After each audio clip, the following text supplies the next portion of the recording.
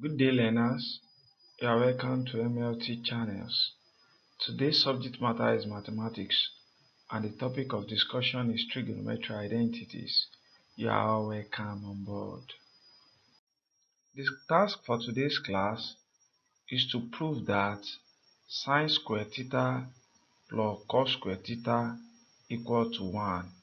Without wasting time, let's go into details.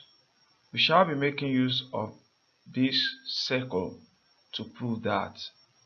Then the first thing to do is to identify the radius of our circle, which is this line. Don't forget that from the definition of radius, a line drawn from the center of the circle to touch a point on the circumference is the radius. Definitely these are radius. Then along the vertical axis, let's label that y. Then along the horizontal axis, let's label that x. Then we have an angle theta that is formed with respect to the horizontal, with respect to the diameter. So now we have gotten our values we need on our diagram. The next thing is to start applying the laws. And the first law we shall apply here is Pythagoras theorem. We are all familiar with Pythagoras theorem right from our early days at school. And Pythagoras theorem simply states that the longest side, which is the hypotenuse side, is equals to the square of the other two sides. So applying Pythagoras theorem now, this r represents our hypotenuse side. So that implies that we have r squared equal to, then the other two sides are the x and the y, equal to x squared plus y squared. Then let's call this equation 1. Then again, the next thing we need to do is to get expression for our cosine and our sine function. So applying cosine function, we know that cos theta equal to adjacent over hypotenuse. So the next thing is to identify our adjacent. Actually, x is our adjacent where nothing is facing. Then our hypotenuse here is r where angle 90 is facing. So that implies that cos theta equals to x over r. Oh, there is a mistake there. Theta has not been captured. Okay, let's capture that. That implies that cos theta equal to x over r. Then we can make x the subject of the formula.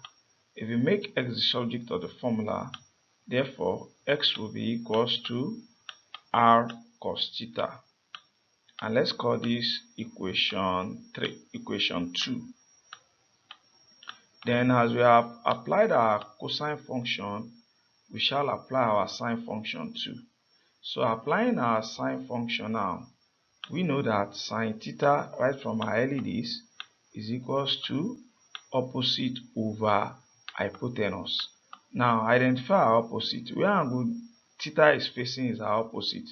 That implies that our opposite is y over hypotenuse, as we have derived that earlier, we have established that earlier as r. Then again we make y the subject. Then that implies that y equals to r sine theta. And let's call this equation 3. Then the next thing to do now is to substitute for x and y in equation 1.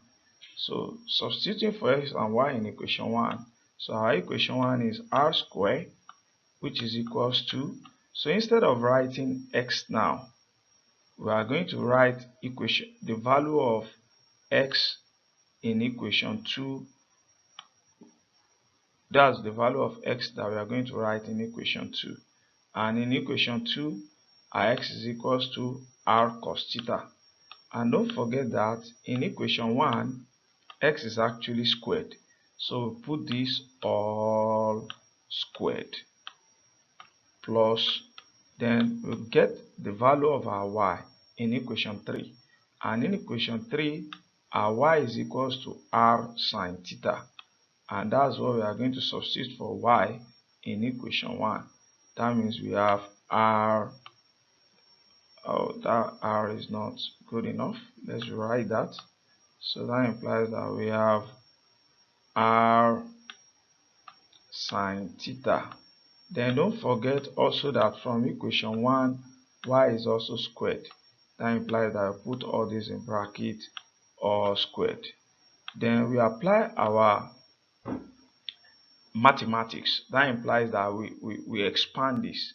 Expanding this, we will have r squared equals to, if we squared r cos theta, that will give us r squared cos square theta. Then also, as we have done here, we shall also do it here also. So we squared here as well, and that will also give us r square sine square theta. I hope it's clear up to this point. Then if it's clear, the next thing we need to do now is to divide through r squared. We can see that r squared is common, so we divide through r squared. So in dividing through r squared, that will assist us to eliminate all the r squared that we have here. So let's pick another pen for that. Let's pick the black pen. R squared, we cancel r squared, and we'll be left with 1 here, equal to r squared will also cancel here. So we are left with cos square theta here. Then finally, cos square theta plus, then here as well, r squared will also cancel r squared.